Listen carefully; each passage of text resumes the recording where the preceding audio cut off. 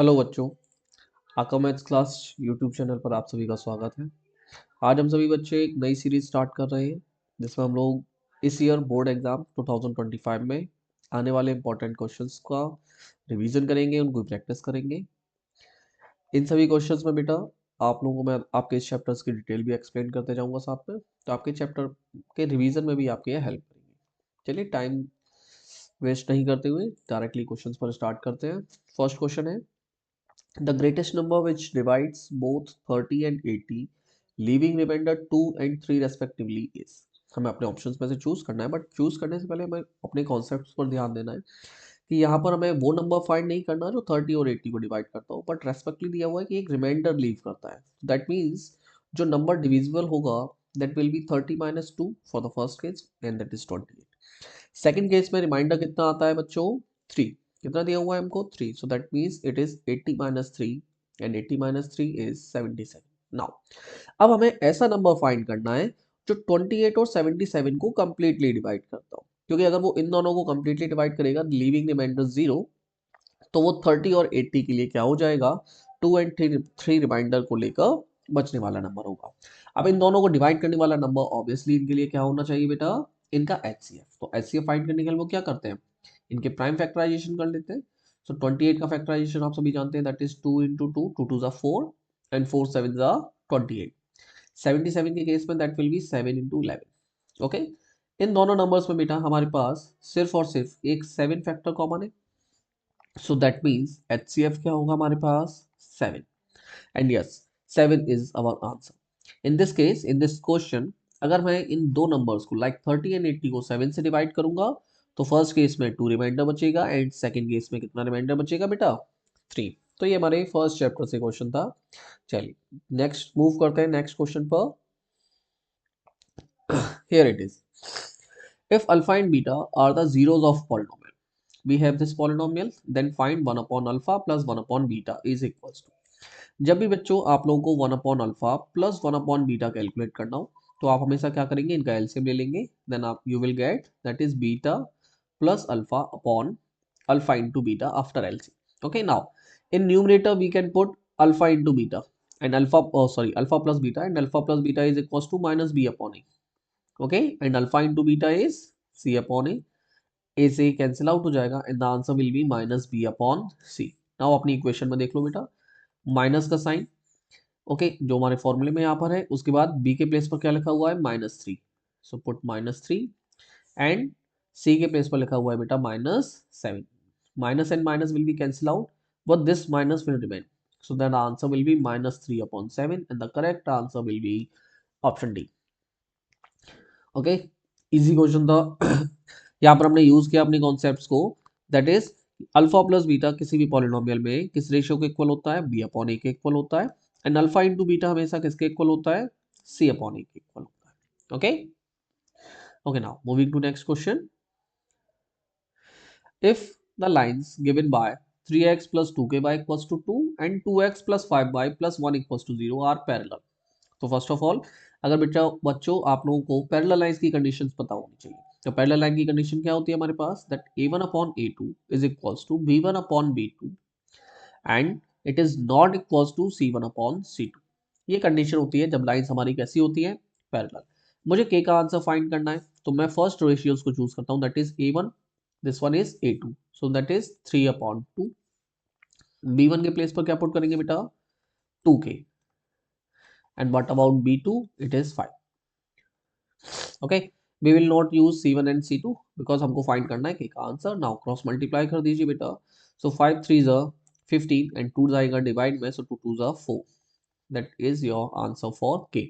So that is 15 upon 4। 15 upon 4 is our option C, so option C is right।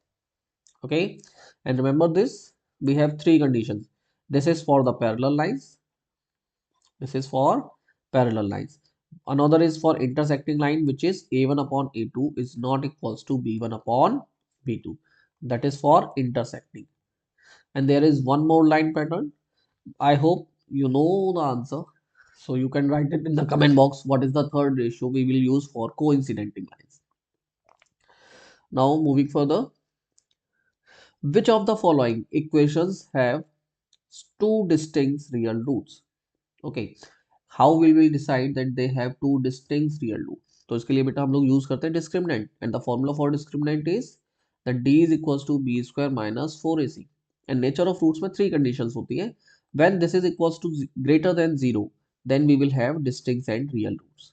अगर इसकी value b square minus 4ac is equals to 0, then the roots will be real but they will be equal on 2. Okay, now तो अब हमें given options में से choose करना है कि किस कंडीशन में b स्क्वायर माइनस 4ac का आंसर किसके क्या है, ग्रेटर देन 0 है. ऑब्वियसली अब आपको लग रहा होगा कि सर इसको कैसे चेक करें, बट हम करते हैं. हमें अपने ऑप्शंस को वन बाय वन डील करना होगा. May be you can start with your simplest question, क्योंकि अगर हम अपने सिंपल क्वेश्चन से स्टार्ट कर रहे हैं, maybe we get the right answer by the first chance. Okay, else we will try each and every option. Okay, so trying with the option A. Let's go with the option A. Here we have, I am going to calculate discriminant. Discriminant को calculate करता हूँ, so that is d is equals to b square. So b के place पर है बेटा मेरे पास 3 root 2, so that will be minus 3 root 2 whole square, that is d square minus 4, a के place पर है बेटा 2 and ac c, that is 9 upon 4. 4 and 4 will be cancel out and that is 9 2s are 18. And अगर हम इसका square करेंगे 3 square is 9, root 2 square is 2 and 9 2s will be 18 2 and 80 minus 18 is 0. So that means for the first they will have equal roots. और हमको तो equal वाला answer ही नहीं करना, हमको तो करना है डिस्टिंक्ट वाले के लिए, तो हमारा ऑप्शन नहीं हो सकता करेक्ट. बी ऑप्शन चेक करते हैं. बी ऑप्शन के लिए बेटा बी स्क्वायर की वैल्यू क्या है आपके पास 1. सो इसके लिए अगर मैं डिस्क्रिमिनेंट कैलकुलेट करता हूँ that will B 1 square minus 4 into 1 into minus 5. सी का आंसर यहाँ पर क्या है बेटा -5 है. अब मल्टीप्लाई करेंगे 1 minus and minus will be plus and 4 5 are 20. 1 का मल्टीप्लाई तो कुछ नहीं, that is answer is 21. So yes it is greater than 0. That means ये इस कंडीशन को सेटिस्फाई करता है. So our roots will be real and distinct. So we will go with the option B. You need not to check the option C and D if you are doing your MCQ questions. MCQ questions में आपको time waste नहीं करना होता बेटा. अगर आप एक question को सॉल्व करें, आपको इस पर आंसर नहीं मिला, सपोज आपने बी सॉल्व किया, आपको आंसर मिल गया, now you can move to the next. If you want to check you can yes go, you can calculate the D, but it will be time wasting in your board exams. Okay, so don't do that there. Next is in two digit natural number, tens digit is the square of unit digits and the sum of its digit is 12, then the number is. Okay, two digit question बेटा हम यहाँ पर equations create करके check कर सकते हैं. And next option is, इस type के क्वेश्चंस को अगर एमसीक्यू में है हमारे पास, तो आप इक्वेशंस क्रिएट मत कीजिए, you can directly check with your answers. जो भी हमको ऑप्शंस अवेलेबल हैं, हम इन ऑप्शंस में से चूज कर लेते हैं जो गिवन कंडीशन है उसके अकॉर्डिंग. जो आंसर करेक्ट हो जाएगा वो मेरे लिए करेक्ट हो जाएगा. सिर्फ I am reading the question once again. A two digit natural number. So yes, all the digits are, or the numbers options are two digit natural number. Tens digit is the square of unit digit. आप इन सभी में देखेंगे बेटा tens digit क्या है आपका, square है unit digit का. तो दैट मीन्स या तो हमारा ऑप्शन 42 हो सकता है, क्योंकि यहाँ पर 4 इज द स्क्वायर ऑफ 2, या फिर हमारा आंसर क्या हो सकता है 93, that 9 is the square of 3 and the sum of its digit is 12. अब 4 प्लस 2 करेंगे बेटा तो सम तो 6 रहेगा, बट 9 प्लस 3 सम कितना रहेगा 12. So that means our option C is correct. Okay, ऐसे क्वेश्चन को अगर जल्दी करना है बेटा तो हमें हमेशा ऑप्शन से डील करना पड़ता है. अगर आप ऐसे क्वेश्चन के लिए इक्वेशंस क्रिएट करने लग जाएंगे, like assuming the ones digit and then your tenth digit number create करेंगे, फिर उसको कंडीशंस के अकॉर्डिंग पुट करेंगे, it will take more time. So simply way में करते हैं, हम एमसीक्यू क्वेश्चंस अगर करना चाह रहे हैं तो डायरेक्टली ऑप्शंस में से चूज करते हैं. Okay, now next one. Two APs, AP chapter से क्वेश्चन है, चैप्टर 5 से. Have the same common difference. दो एपी हैं, कॉमन डिफरेंस सेम है. The first term of one is -1 and that of the other is -8, then the difference between their fourth term is. ये option बेटा calculation का नहीं, concept का है कि अगर टू एपीज का कॉमन डिफरेंस सेम है, ओके, तो दैट मीन्स उनके जो टर्म्स का डिफरेंस होगा, चाहे आप उनके वन टर्म का पूछे, फोर्थ टर्म का या 1000 टर्म का, वो हमेशा ही इक्वल होता है उन दोनों एपीज के फर्स्ट टर्म के डिफरेंस के इक्वल. ओके, तो यहाँ पर हमारी टू एपीज में फर्स्ट का -1 है और इनका अगर मुझे डिफरेंस निकालना है -8 के साथ, तो आपके पास आंसर आ जाएगा बेटा 7।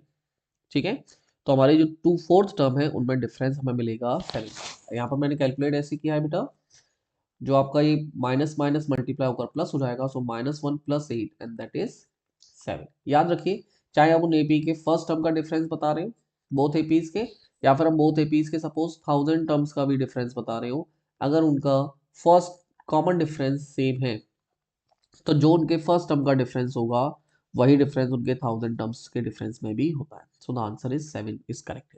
Okay, moving to the next, now moving to next question.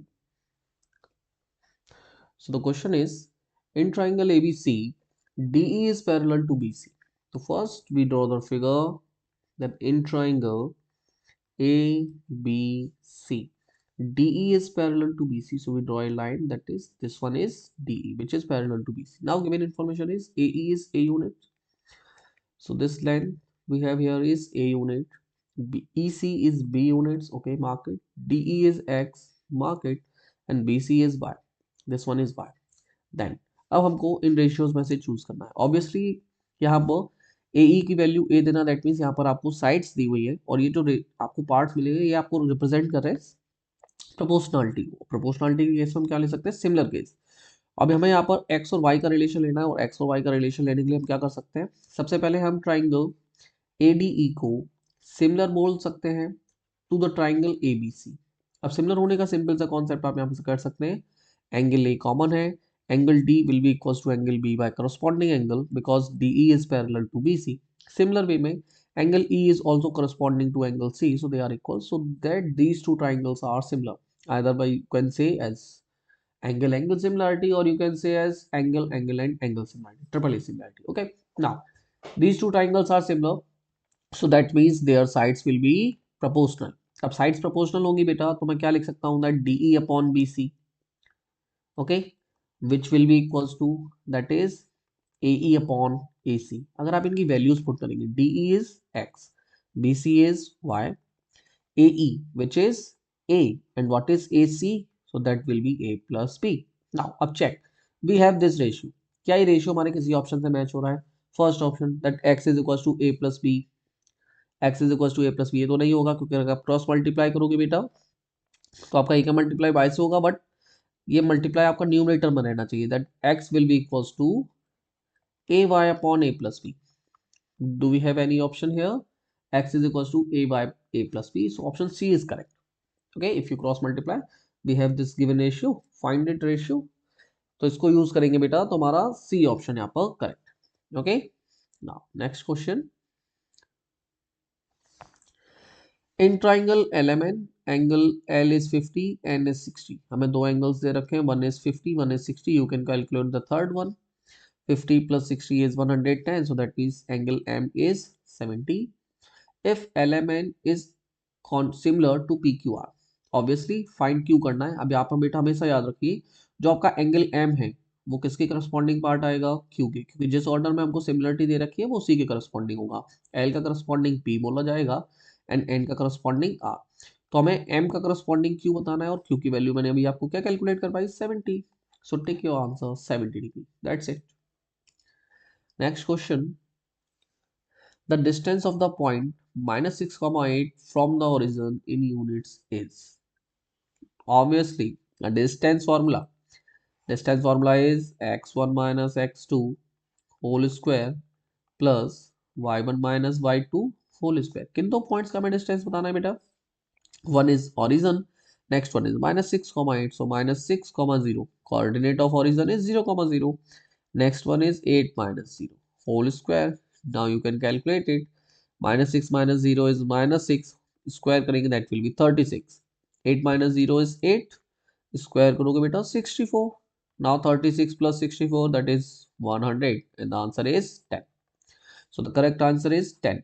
अब इसमें -10 मत सिलेक्ट कर देना because distance is always positive. Okay,